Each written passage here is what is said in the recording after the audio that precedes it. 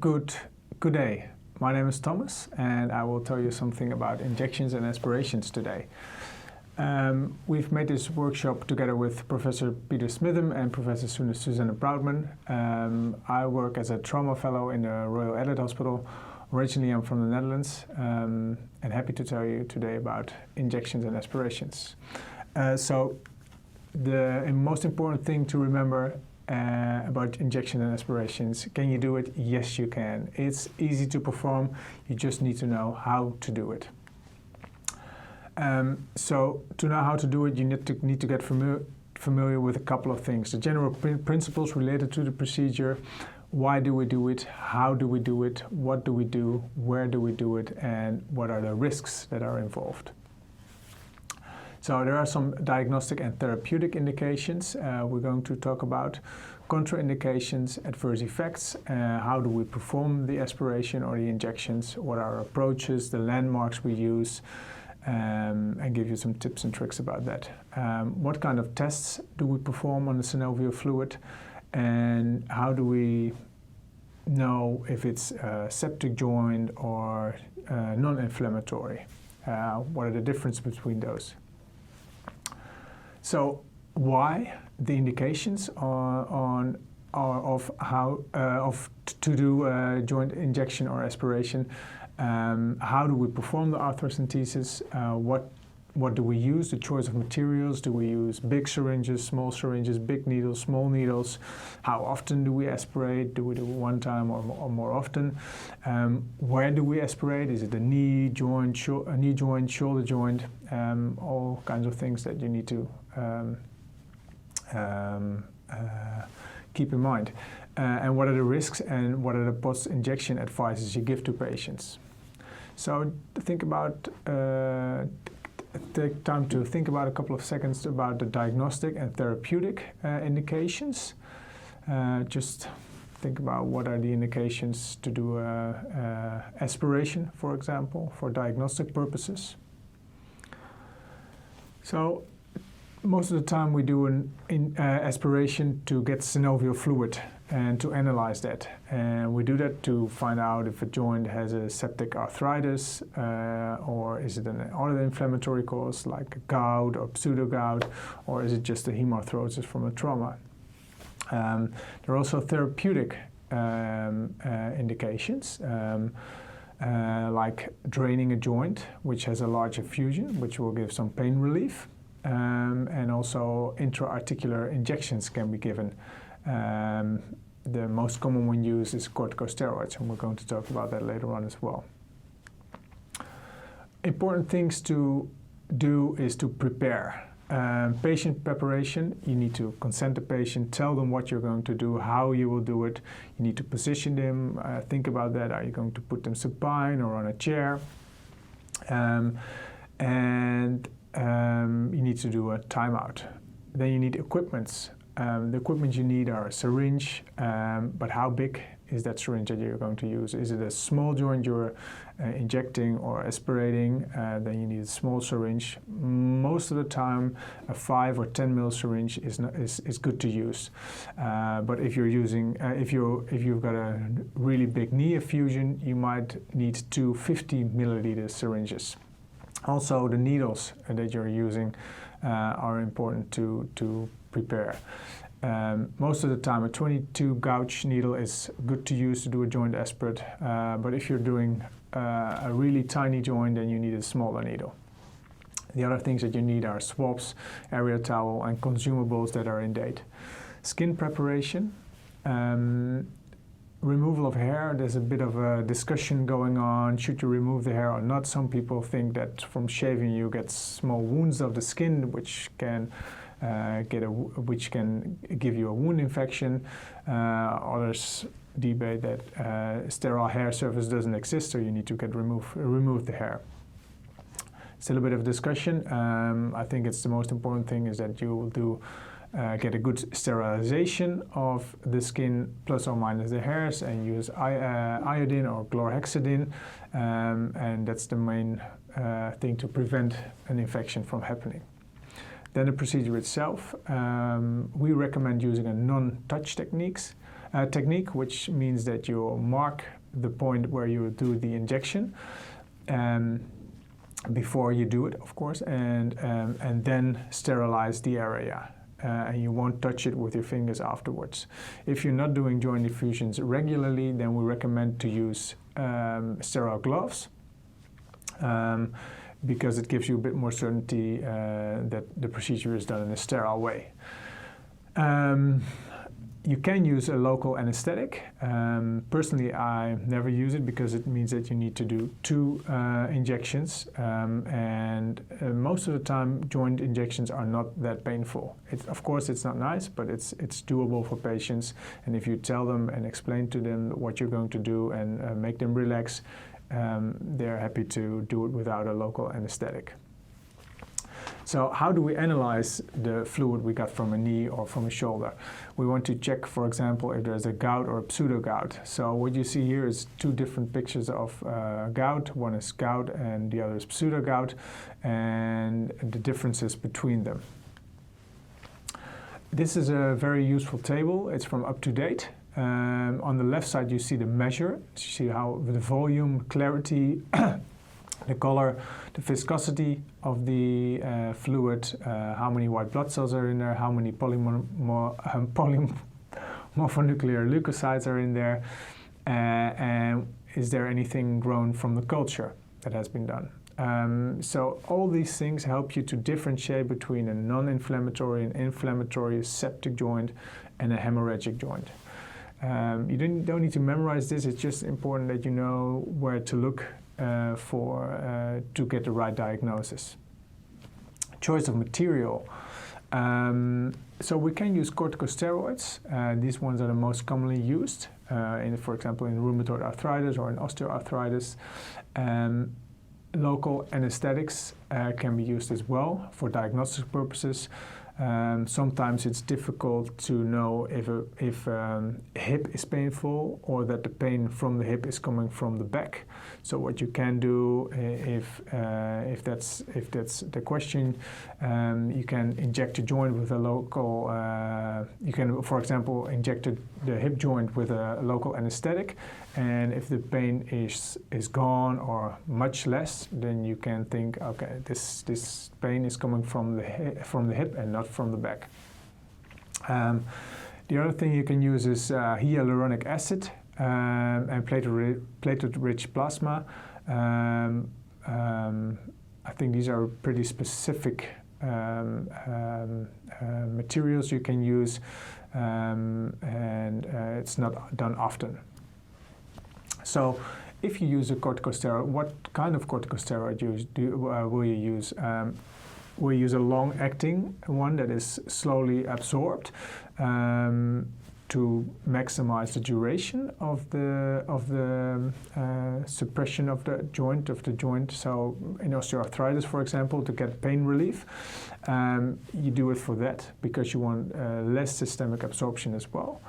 But if you're injecting into a tendon or ligaments or fascia, you don't want to have a really long-acting corticosteroid because it also can give damage to the tissues like fat necrosis.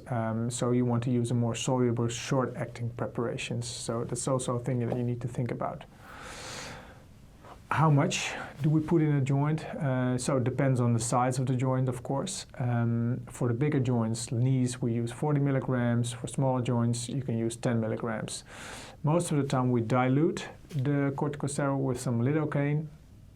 The main purpose of that is to get a bigger volume, so the fluid will disperse into the joint and you get a better,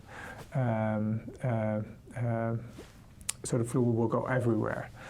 And there is less risk of soft tissue atrophia. How often do you inject a joint? Depends on the reason to use a corticosteroid to inject a joint. Is it for rheumatoid arthritis or osteoarthritis? So in the earlier days, we injected patients with osteoarthritis a lot. And nowadays, we know that it also, if you use it often, it will make the cartilage of, for example, a knee worse. So you don't want to do it too often, but if you want to get period of pain relief, it's a good way to use a corticosteroid.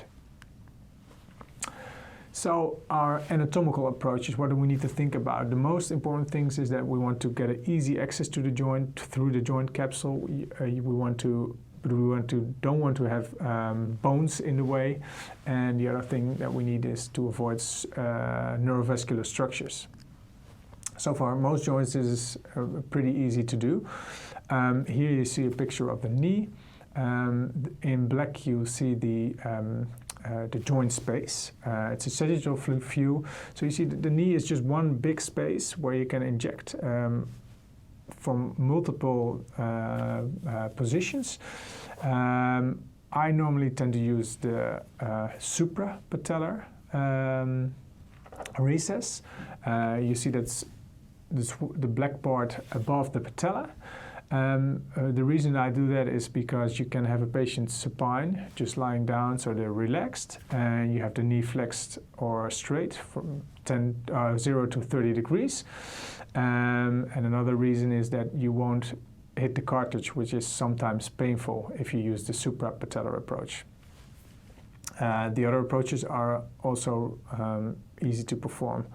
So how do you know if a knee is swollen? Well, here it's obvious. There's a big effusion, but sometimes it can be more subtle, and it's really important to assess a knee joint to see if there is any fluid. It can be really subtle.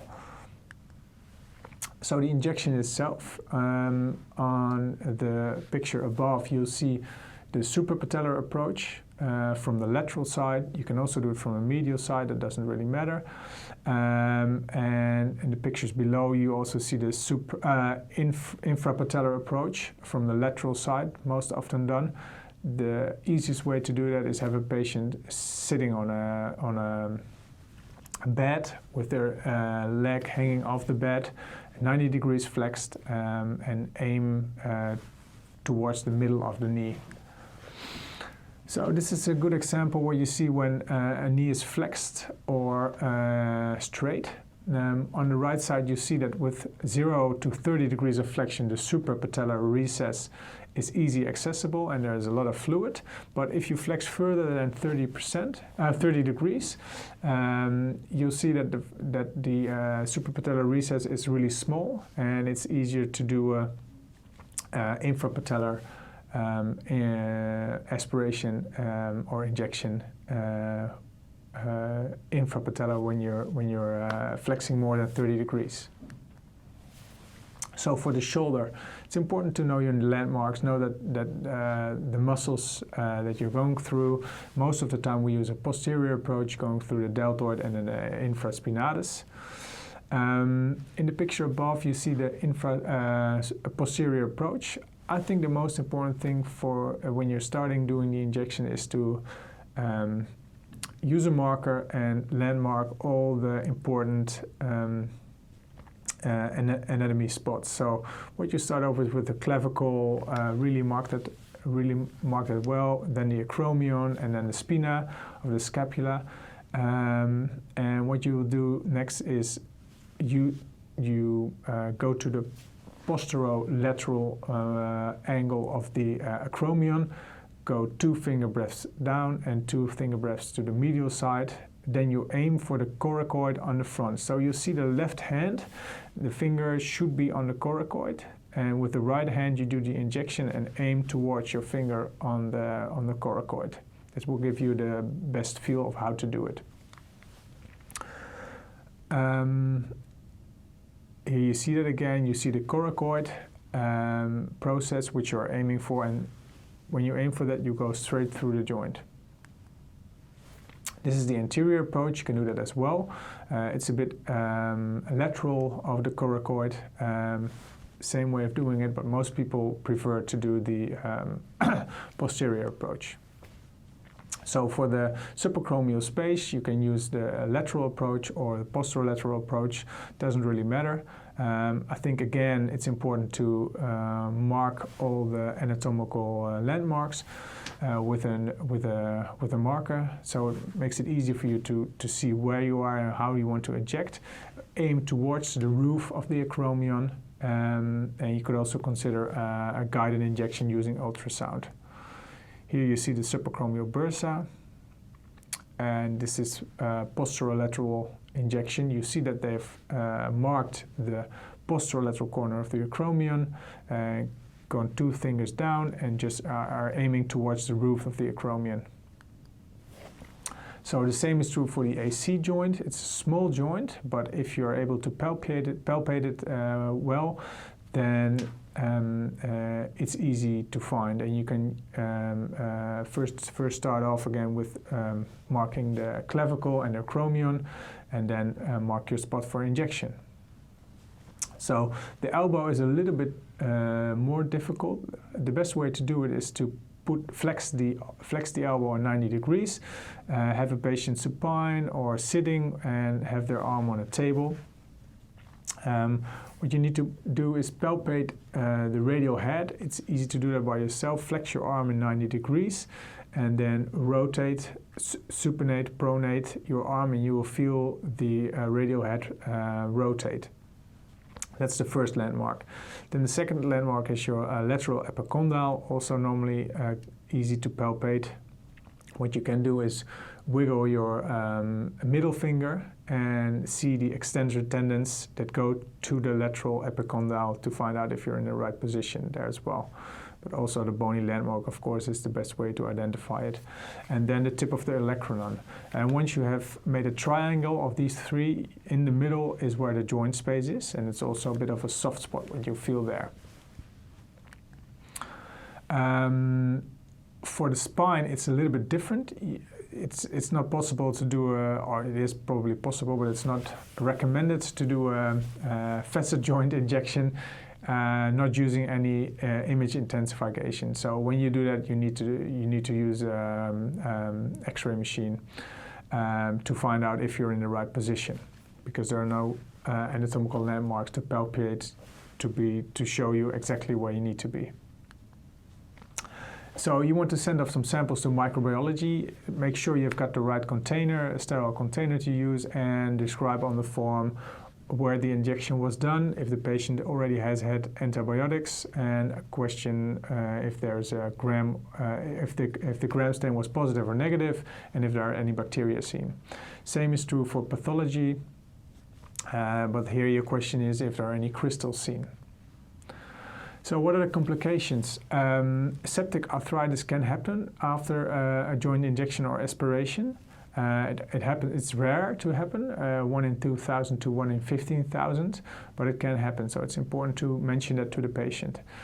Post-injection flare can happen mainly after glucocorticoid injections, and facial flushing. 10% of the women, 10% of the patients have that, and more often it's a woman.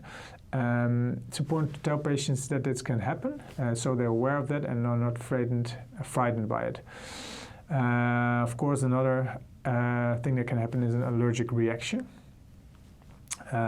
Less common complications are skin atrophia, osteonecrosis, cartilage damage, and bleeding. So it's important to tell the patients what to expect after the injection or aspiration.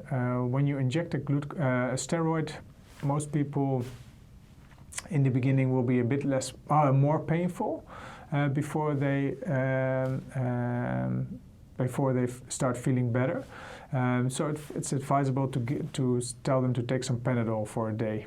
And also important to tell them if they have to restrict their mobility. Are they able to walk on it or not? What do you prefer?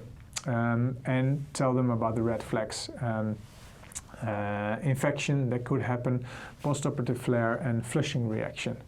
If they're aware, then they'll probably be less scared when things happen like that happen. So we talked about why, how, what, where, and beware. Most important thing is to know that everybody can do this. Don't be hesitant, just be aware that what the risk factors are and what the most important landmarks are to use to get a good injection or aspiration. Any questions, please feel free to contact me. My email address is below. Thank you for your attention.